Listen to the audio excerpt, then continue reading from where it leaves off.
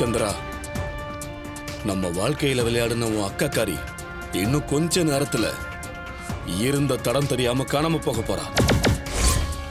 இவ்வளவு நாளா மனசுல எரிஞ்சிட்டு இருந்த நெருப்பு தான் இவளை எரிக்க போகுது. இதையெல்லாம் பக்கத்துல இருந்து பார்க்க நீ இல்லையேங்கிற குறை மட்டும்தான் இருக்கு. கொளுத்தமோன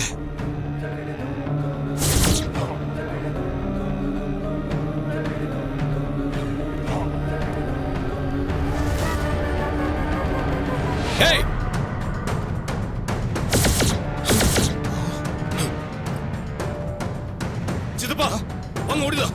ஓடு ஓடு ஓடு. அத்தை இங்க பாருங்க. அத்தை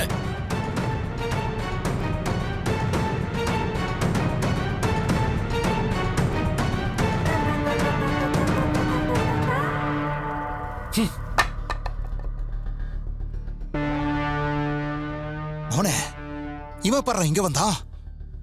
நாம இங்க இருக்கிறது இவனுக்கு எப்படி தெரிஞ்சது? இன்னும் கொஞ்ச நேரம் கழிச்சு வந்துருக்க கூடாதா? இவளை எரிச்சு சாம்பலாக்கி இருக்கலாம். சித்தப்பா ஒவ்வொரு தடவையும் கடைசி நேரத்துல வந்து நம்ம திட்டத்தை காலி பண்ணிடுறான். இவன் அந்த வீட்டுல இல்லன்னு பார்த்தா காப்பாத்த கரெக்டா வந்துட்டானே. வாங்க சித்தப்பா போலாம். அடிச்சே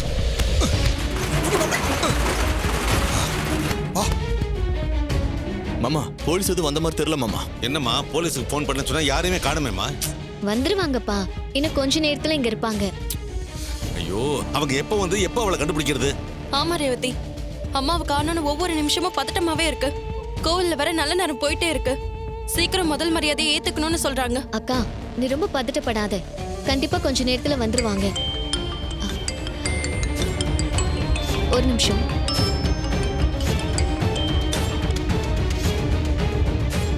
சொல்லுங்க கார்த்தி, அம்மாவை பத்தி ஏதாவது தகவல் தெரிஞ்சுதா?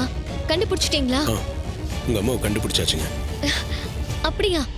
ரொம்ப சந்தோஷம். எப்படி இருக்காங்க? கோயில் பின்னாடி தான் இருக்காங்க. ஆனா மயக்கமா இருக்காங்க. அவங்கள மயக்கம் தெளி வச்சு தான் கூட்டிட்டு போகணும். மயக்கமா இருக்காங்களா? அவங்களுக்கு என்ன ஆச்சு? அவங்களுக்கு எந்த பிரச்சனையும் இல்லைங்க. முதல்ல நீங்க வந்து அம்மாவை கூட்டிட்டு போங்க. பரிவட்டம் கட்டி முதல் மரியாதை பண்ணணும்னு சொன்னீங்களா? முதல்ல அந்த விஷயத்தை முடிங்க.